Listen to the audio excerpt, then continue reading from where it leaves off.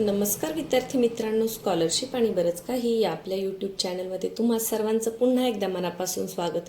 आज आपण इयत्ता 4थी स्कॉलरशिपसाठी गुणाकार व भागाकारवर आधारित काही शाब्दिक उदाहरणांचा सराव करणार आहोत.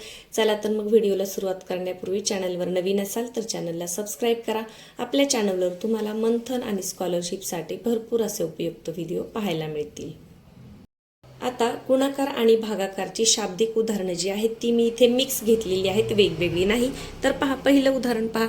4 अंकी लहानात लहान संख्येला 10ने भागले असता भागाकार किती येईल. आता सगळेच पर्याय मी लिहित बसलेले नाहीये. 4 अंकी लहानात लहान संख्या कोणती, 1 लिहा आणि एकावर 3 शून्य द्या. पहा, 1 अंकी लहानात लहान संख्या 1, 2 अंकी 10, 3 अंकी 100, 4 अंकी म्हटलं की 1000. मग तुम्हाला जर 10 अंकी सांगितलं तर 1 लिहायचं आणि त्या पद्धतीने 0 वाढवत जायचं. लहानात लहान संख्या तयार करताना या पद्धतीने. मोठ्यात मोठी सांगितली की तुम्हाला माहिती आहे मोठ्यात मोठी कोणती आहे, 9. 1 अंकी 9, 2 अंकी 99. आता आपल्याला काय सांगितले, 10ने भागायचे. मग भागिले 10 करा, शून्याला 0 गेला, किती उरले, 100. आता पर्याय पहा, 10 शतक म्हणजे 100 का नाही. 10 शतक म्हणजे 10 वर जर 100चे 2 शून्य दिले तर ते 1000 होते. म्हणजे हे आपलं उत्तर आहे का नाही. 10 एकक होईल का नाही. 10 दशक होईल का. 10 वर दशकचा 1 शून्य दिला तर 100 होते. म्हणजे हे येणार आहे. आणि 100 एकक हे सुद्धा येणार आहे. म्हणजे ज्या उत्तरामध्ये पर्याय क आणि ड बरोबर असं लिहिलेलं आहे ते उत्तर तुम्हाला निवडायचं आहे. पुढचं उदाहरण पहा. 2 संख्यांचा गुणाकार 3024 असून त्यापैकी एक संख्या 63 आहे तर दुसरी संख्या कोणती. अगदी सोपं असतं. काय करायचं अशा वेळेला, 3024 आहे त्याला 63ने भागायचं आहे. आता भागण्यासाठी तुम्हाला काय गरजेचं आहे, आडवा भागाकार करणं गरजेचं आहे. उभा भागाकार जर मांडायला गेलं तर मग ते गणित फार मोठं होतं. म्हणून आडवा भागाकार प्रत्येकाला आलाच पाहिजे. आता पहा, इथे विभाज्यतेची कसोटी वापरायची. 6 आणि 3 9 म्हणजे 3ने भाग जाणार आहे. 4 आणि 2 6 आणि 3 9 म्हणजे याला सुद्धा 3ने भाग जाणार आहे. मग मी 3ने भाग देऊन घेणार. 3 दुने 6, 3 एके 3, वरती सुद्धा 3ने द्या. 3 एके 3, 3 10 30 असं केलं तरी चालेल किंवा हा 0 ठेवून द्या. यानंतर 3 8 24. आता हे 3 8 24 2 अंक एकदम घेता येत नाही, त्याच्या आधी एक 0 द्यावा लागतो आणि नंतर मग 3 8 24 असं करायचं आहे. आता पहा, 21ने आपण डायरेक्ट भाग देऊन बघू किंवा 8 आणि 1 9 आणि 2 आणि 1 3, पुन्हा 3ने भाग जातोय. आता मी इथे बाजूला लिहून घेते म्हणजे मुलांचा गोंधळ होणार नाही. आता पहा, या पद्धतीने मग 3 7 21 7 लिहा, परत 3ने भाग द्या. 3 त्रिक 9, 10 मधून 9 गेले, उरला एक. 3 त्रिक 9, सॉरी 3 लिहायला पाहिजे होतं. 3 त्रिक 9 म्हणून 10 मधून 9 गेले, उरला एक. पुन्हा 3 त्रिक 9, उरला एक आणि 3 सक 18, वरती आले 6. आता 7ने भाग देऊया. 7 चौक 28, 7 5 35. मग 7 चौक 28, 28 33 मधून 28 गेले, 28 29 आणि 33 म्हणजे किती उरले, 5. 7 8 56, किती आले, 8. म्हणजे 4 आणि 8 कोणतं आलंय आपलं उत्तर, 48. दुसरी संख्या कोणती आहे, 48. आता संख्या थोडी मोठी होती भाग द्यायला आपल्याला, म्हणून आपण काय केले, आडव्या पद्धतीने भाग दिला. आडव्या पद्धतीने भाग देताना वरती अंक लिहून घ्या आणि ज्याने भागायचे ते खाली लिहा. मी काय केलं, इथे विभाज्यतेची कसोटी वापरली. पहा, अंकांची बेरीज करायची. जर एकक स्थानी दोन्हीकडे समसंख्या असती तर 2ने भाग गेला असता. 0 आणि 5 असते दोन्हीकडे तर 5ने भाग गेला असता. आता इथे तसं काही दिसत नाही. मग 3ची कसोटी वापरली. 6 आणि 3 9, 3 4 आणि 2 6, 6 आणि 3 9 म्हणजे अंकांची बेरीज 9 येते. म्हणजे या दोन्ही संख्यांना 3ने भाग आपण घालवलेला आहे. इथं मात्र डायरेक्ट 2 संख्या घ्यायच्या नाही, त्याच्या अगोदर एक 0 द्यायचा आहे. ज्यांना आडवा भागाकार येत नसेल त्यांच्यासाठी आपल्या चॅनलवर याचा मी सेपरेट व्हिडिओ बनवला आहे, तो तुम्ही नक्की पहा. पुढचं गणित पहा. 4 अंकी संख्येला 17ने भागले असता भागाकार 316 येतो, बाकी 0 उरते तर ती संख्या कोणती. अगदी सोपा. अशा गणितांमध्ये जी क्रिया दिली ना त्याच्या विरुद्ध क्रिया करायची. आता भागले असता दिले ना, मग आपण काय करायचं, गुणाकार करायचं. मग फक्त पहा, 316 गुणिले 17. आता 17चा पाडा डायरेक्ट येत असेल तर तसं म्हणा किंवा एक एक अंकाने गुणून घ्या. पहा, 17 5 85, 37 दुग्गोदर्शे म्हणजे 100 200 2, हातचे आले 10, 17 1 17 आणि 10 27 7, हातचे आले 2, 17 1 17, 17 2 34, 17 3 51, 52 53. कोणती आहे ती संख्या, 5372. तर या पद्धतीने पाढे व्यवस्थित पाठ पाहिजे म्हणजे ही उदाहरणं तुम्हाला अगदी पटकन सोडवता येतात. इथे काय दिले, भागले असता दिले ना आणि आपल्याला ती संख्या विचारली तर इथं भागणे दिले तर त्याच्या विरुद्ध क्रिया आपण करायची म्हणजे या दोन्हींचा गुणाकार करायचा आहे. जसं आता पहा इथे मी उदाहरण घेते 6 भागिले, आता हे तुम्हाला समजण्यासाठी 6 भागिले 3. आता पहा 3 दुने 6. मग जेव्हा या दोन्हींचा म्हणजे भागाकार आणि जी संख्या आहे त्यांचा गुणाकार केला 3 दुने 6 हेच उत्तर येत असताना तेच आपण पद्धत काय केली आहे इथे वापरलेली आहे. यानंतर पुढचं गणित पहा. 11 किलोग्रॅम 500 ग्रॅम साखर 23 मुलांना समान प्रमाणात वाटल्यास प्रत्येक मुलाच्या वाट्याला किती साखर येईल. आता 11 किलोग्रॅम आहे आणि 500 ग्रॅम आहे, मग आपल्याला काय करावं लागेल, हे किलोग्रॅमचे सुद्धा ग्रॅम करावे लागतील आणि 23 मुलांना समान प्रमाणात वाटलेले आहे. आता पहा 11,500 ग्रॅम किती मुलांना वाटली, 23 मुलांना वाटली. 23 ने काय करायचे, भाग द्यायचा, आडवा भागाकार करून घेऊ. 23 एके 23, 23 दुने 46, 23 त्रिके 69, 23 चौक 92, 23 पाचा 15 पहा 23 पाचा 15 म्हणजे 115 आणि हे 2 शून्य आहे असेच ठेवून द्या म्हणजे प्रत्येक मुलाच्या वाट्याला किती येणार आहे, 500 ग्रॅम साखर येणार आहे. 500 ग्रॅम. पहा पाढेपाठ असतील तर गुणाकार करणं हे तुम्हाला अगदी सोपं जातं. 23 पाचा 15 आणि हे 2 शून्य आहे असे देऊन टाकले. यानंतर पुढचं उदाहरण पहा. एका दुकानाची दररोज 895 रुपयाची विक्री होते तर एप्रिल व मे या 2 महिन्यांची एकूण विक्री किती. प्रश्न अगदी सोपा आहे. एका दिवसाची विक्री 895 रुपये, मग एप्रिल आणि मे, एप्रिल 30 दिवसांचा, मे 31 दिवसांचा, 30 आणि 30 60 आणि 1 61 म्हणजे तुम्हाला काय करायचे 895 गुणिले 61 करायचे. आता 61चा काही आपल्याला पाढा येत नाही, आपण एक एक अंकाने गुणून घेऊया. 1 ने गुणायचे म्हणजे 895 आहे असे ठेवा.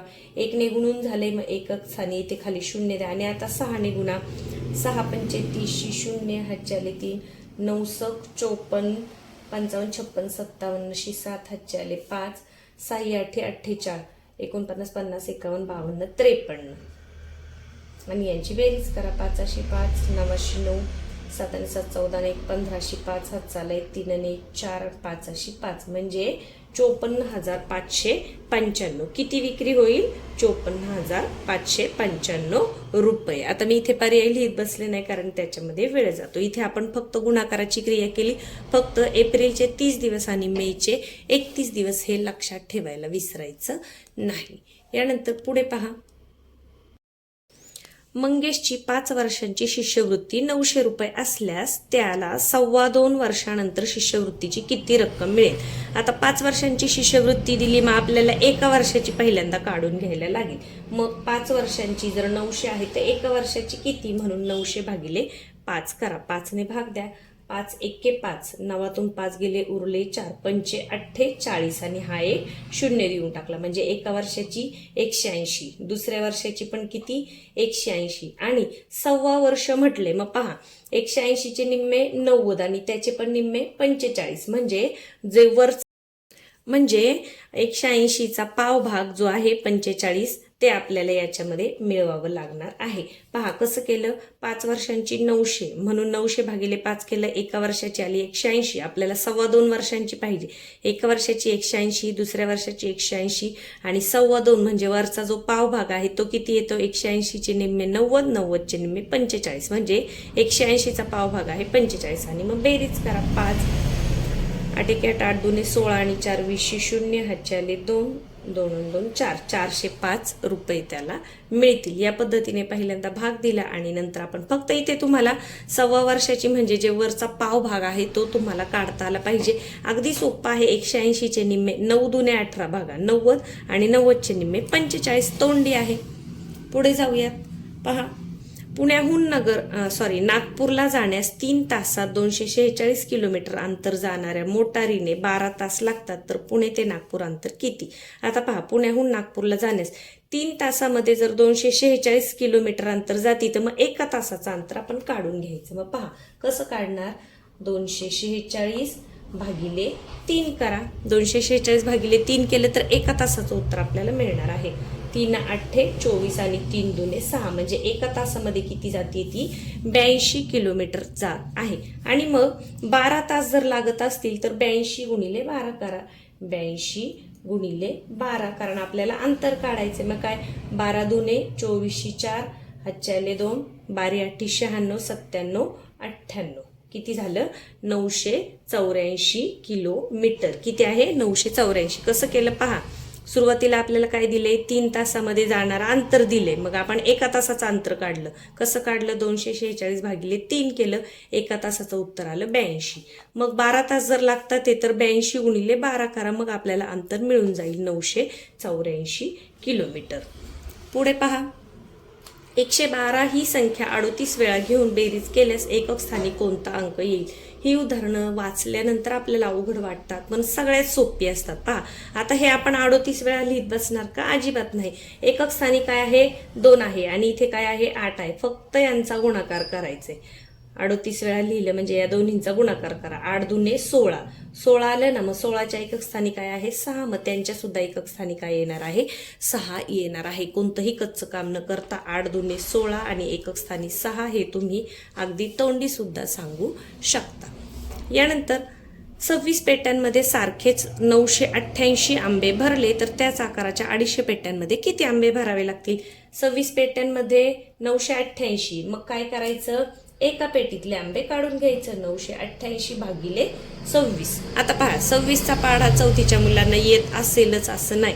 मी काय सांगितलं विभाज्यतेची कसोटी वापरा. इथे काय आहे 8 आहे, इथे काय आहे 6 आहे, म्हणजे 2 ने भाग जाईल. समसंख्या असल्यावर 2 ने भाग जातो. मग आपण 2 ने भाग घालूया. पहा 13 दुने 26 किंवा बेत्रिक 6, इथे 3 आहे. यानंतर बेचोक 8 उरला 1, 92 18 आणि बेचोक 8 वरती आलं 494. मी बाजूला लिहून घेते म्हणजे तुम्हाला व्यवस्थित दिसेल. आणि खाली आलं 13. आता 13 पुन्हा भाग द्या. 13 की 13 ते 2 26 33 39 13 12 13 39 40 आणि 9 म्हणजे उरले 10. मग इथे किती तयार झाले 104. मी 10 इथे छोटे मांडलेत आणि 13 8 4 म्हणजे किती आले उत्तर आपलं 38. आता एका पेटीमध्ये जर 38 आंबे असतील तर 250 पेट्यांमध्ये किती आंबे लागतील. किती सोपं आहे 250 गुणिले 38 करा. 250 गुणिले 38 या पद्धतीने करा. आता हे सुद्धा तुम्हाला गुणाकार काय करावा लागेल 1 अंकाने गुणावं लागेल. त्याऐवजी मी असं उलट करेल. पहा 38 गुणिले 250 आणि हा जो 0 आहे तो मी लिहून टाकणार. 25चा पाढा आपल्याला येतो. 25 8 200 0, हातचे आले 20, 25 त्रिक 75, 75 आणि 20 75 आणि 10 85 आणि 95. पहा 9500 आंबे येतील भरता येतील. किती आहे 9500. आता मी काय केलं पहा 250 गुणिले 38 केलं काय किंवा 38 गुणिले 250 किंवा 250 केलं काय. उत्तरामध्ये बदल होतो का गुणाकार करताना? नाही. मग 38चा पाढा जर आपल्याला येत नाही तर आपण या पद्धतीने करू शकतो. 38 गुणिले 250 केलं, हा 0 आहे असा उत्तरावर देऊन टाकला आणि अगदी सोपा 25चा पाढा म्हटला. 25 8 200 0, हातचे आले 20, 25 त्रिक 75 आणि 20 95 म्हणजे किती आंबे लागतील 9500 आंबे भरता येतील. आता याच्यातला शेवटचा प्रश्न घेतलेला आहे. पहा रवीने एका हारात 1.5 डझन फुले ओवून 30 हार बनवले. दुर्वेशने तितक्याच फुलांचे 27 हार बनवले तर दुर्वेशने एका हारात किती फुले ओवली. पहिल्यांदा आपल्याला काय करायचंय रवीने एका हारात 1.5 डझन फुले ओवली. 1.5 डझन म्हणजे किती 1 डझन म्हणजे 12, अर्धा डझन म्हणजे 6, मग 12 आणि 6 18 म्हणजे रवीने काय केलंय एका हारामध्ये 18 फुले ओवली. त्याने हार किती तयार केले 30 हार तयार केले. मग 18 गुणिले 30 अगदी सोपं आहे. 0 आहे तसा ठेवून द्या आणि 18 1 18 8 2 36 18 त्रिक 54 म्हणजे 540 फुले त्याने वापरलेली आहेत. आणि आपल्याला विचारले काय दुर्वेशने तितक्याच फुलांचे 27 हार केले. त्याच फुलांचे 27 हार केले किंवा तितक्याच. मग 540 भागिले 27 करा. आता 27चा पाढा जर तुम्हाला येत नसेल विभाज्यतेची कसोटी वापरा.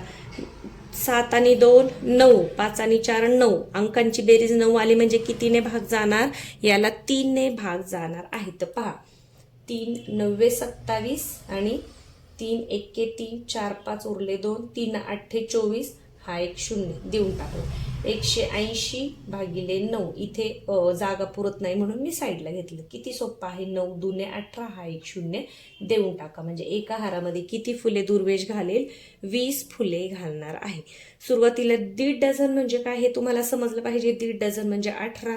मग 30 हार बनवलेत म्हणून 18 गुणिले 30 केलं. एकूण फुले आली 540. तेवढ्याच फुलांचे जर 27 हार केले तर 540ला आपण 27ने भागलं.